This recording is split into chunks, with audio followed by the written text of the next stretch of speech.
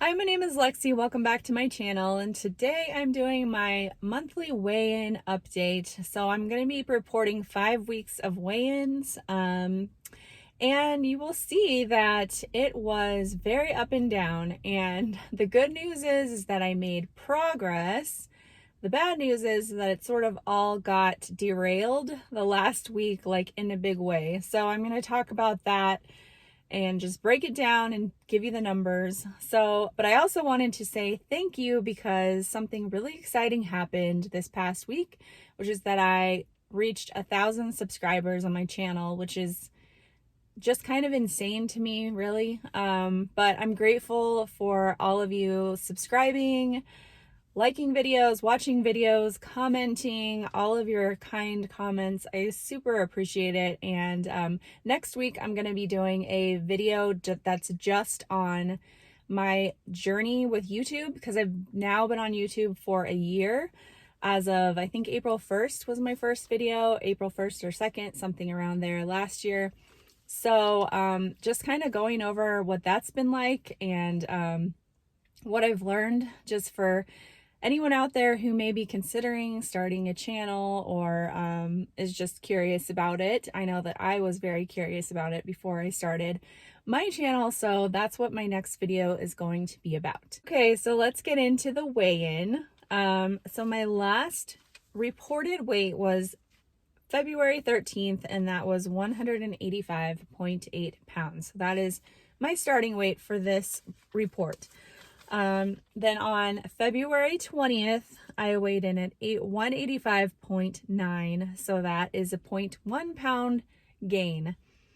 Not really off to a great start, but not too terrible.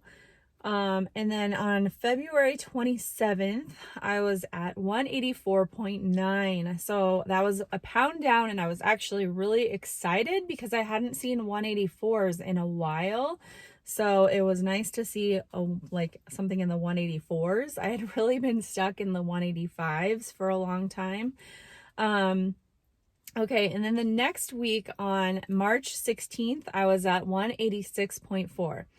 Now that was 1.5 pounds up, and this was the week that I did the OMAD. I did the carb cycling and all of the kind of OMAD daily window week, and I wanted to explain that because I know it was kind of confusing when I did that video and I said I had gained weight, but each day I was reporting a loss.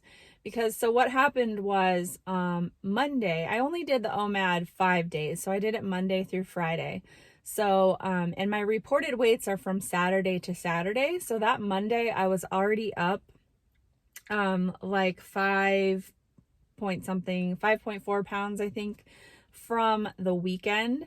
So from Saturday and Sunday, those eat days. And so whereas usually like ADF would kind of clear away my weekend weight and hopefully, help it to get down some more, I did not do that with the daily window. So I had actually expected that to happen. I mentioned that in that video. I thought that I might be up on that Saturday, and I was.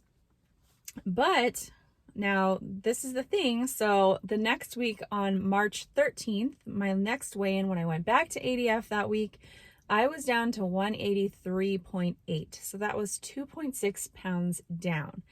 Now to me, that indicates that just throwing in that week of the daily windows actually probably did help me to sort of shift something and break that plateau.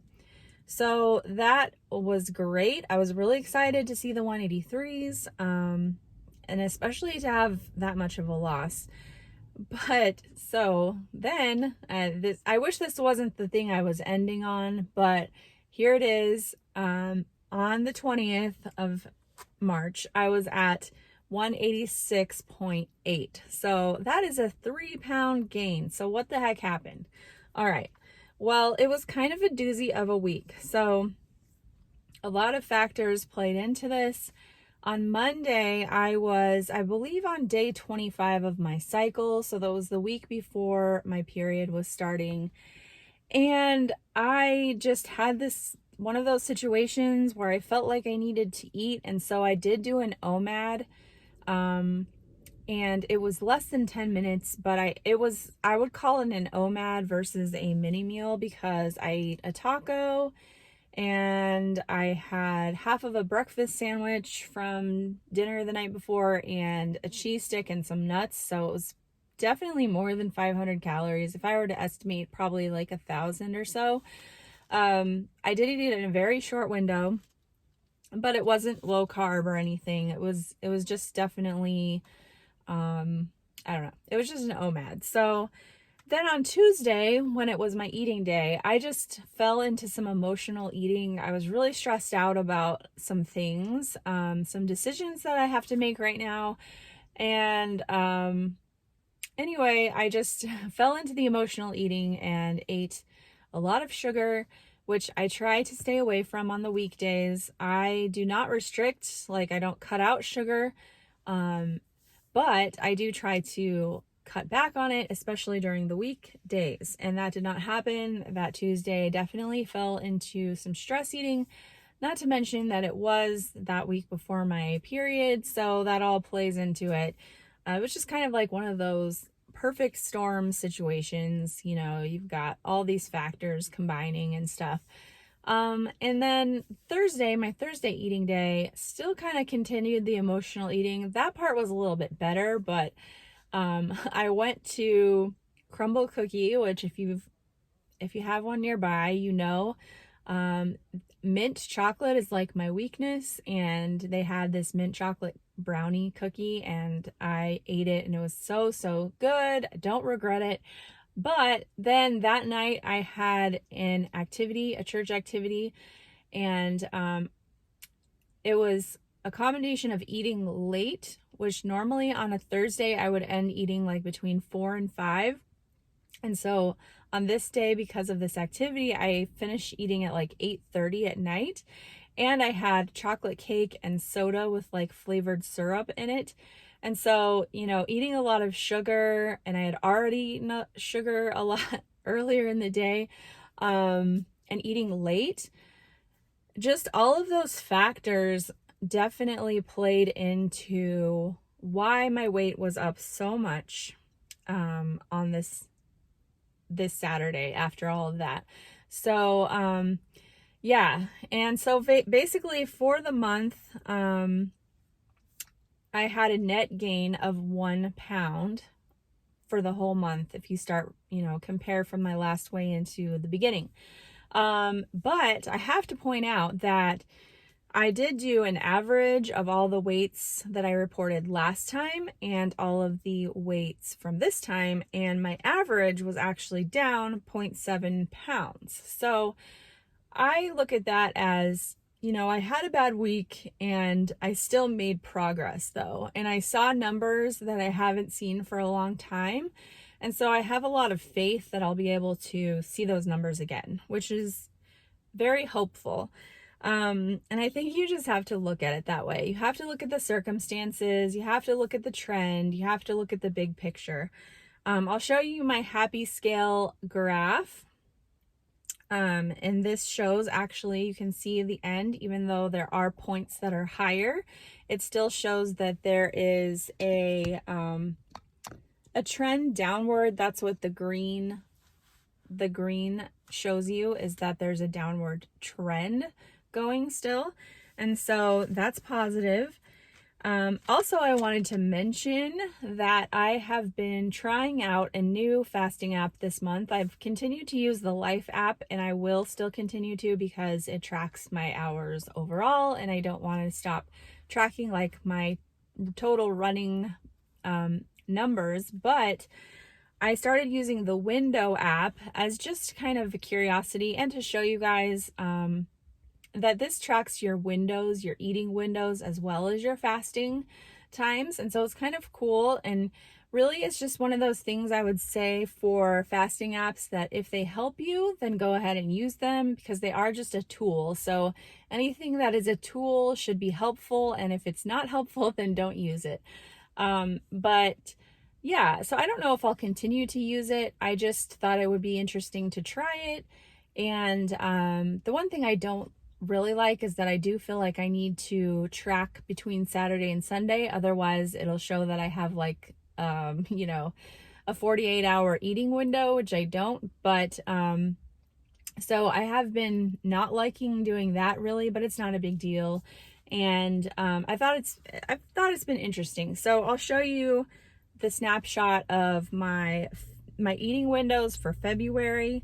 I started using the app on February 11th. So you can see it starts there on the 11th, and that my windows in February were anywhere between 6 and 13 hours.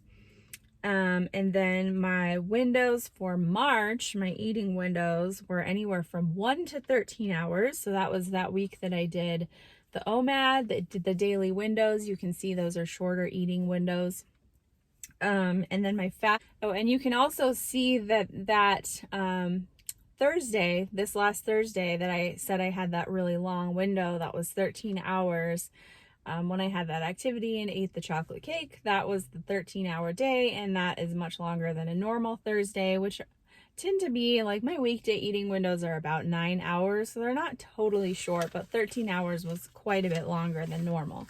So, and then for my fasting hours, you can see in February, I had between a 14-hour and a 40-hour fasting window, and those shorter windows are between Saturday and Sunday, when I have my back-to-back eating windows. And then for March, my fasting hours ranged from 12 to 39 hours. So it's just interesting to see what the hours, end up looking like. It's kind of just data for you to track, and if it helps you, then that's great. So for the coming month, my focus is going to be just really focusing on cutting back on sugar and processed foods overall. I don't eat a lot of processed foods, but they do sneak in occasionally. And so I'm just going to be more mindful of that. I don't have any big challenges coming up that I can think of. But if I do end up doing anything different, I will let you know. Sometimes I just sort of have a spontaneous desire to do something different, and so I will. And if I do, I'll let you know. But one thing I'm going to be doing this next month, which may seem counterintuitive since I'm trying to lose weight, is I'm going to be taking a day off intentionally. So in a couple weeks, it's my son's birthday, and it's on a Friday. So I'm going to be taking that day completely off, and I'm going to be having, so Thursday through Sunday will be 4 eating days in a row. And I haven't done that in a while, but I used to do it once a month, even from the very beginning when I was actively losing weight. And so, and I haven't really had a reason to for a long time, so that's why I haven't, but I'm going to, and it's fine. It's part of my life. And I also wanted to mention that as far as the day that I had the chocolate cake and the soda, I don't regret doing that. But that also doesn't mean that I would choose to do the same thing again in the future. So just to clarify how I feel about that, I made that decision. It wasn't a mistake. It was a consciously made decision.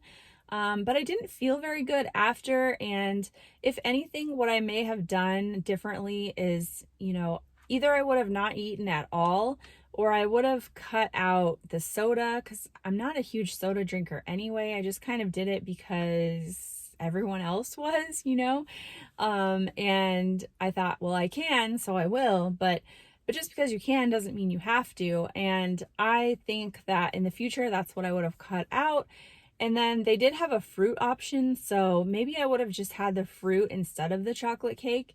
And again, not because I can't eat chocolate cake, but because, me being used to not eating late on a Thursday night, it just doesn't make me feel as good as when I don't. So I think that you have to look at it in terms of whether or not something is worth it to you. And sometimes it will be, and sometimes it won't be. And sometimes you'll make a choice that ends up not being worth it. And that's fine. Like, we all have to learn from our experiences. And so I feel like when I have these experiences, it just gives me more information to kind of like take it all in and decide the next time this comes up, like, was it really worth it the last time I did this? Maybe, maybe not, you know? And there were a lot of people at this activity that were not eating the cake and not having soda, you know? Like, a lot of people just sat and drank water, which is totally what I may do in the future in that case. So, but I don't regret it. I think it's just one of those things that I learned from, and, you know, I can just take it all as part of my experience and help me to make decisions in the future. So I really feel like that's the best way to view things on this journey, is to, you know, just take it all in and try to analyze how you feel about it and how it made you feel. So anyways, I hope you enjoyed that and stick with me as we continue to work through these pounds, and hopefully, you know, I have high hopes for the next weigh-in, which will be 4 to 5 weeks after this, and we'll just see what happens. So hope you guys are doing well, and I'll see you next week. Thanks. Bye-bye.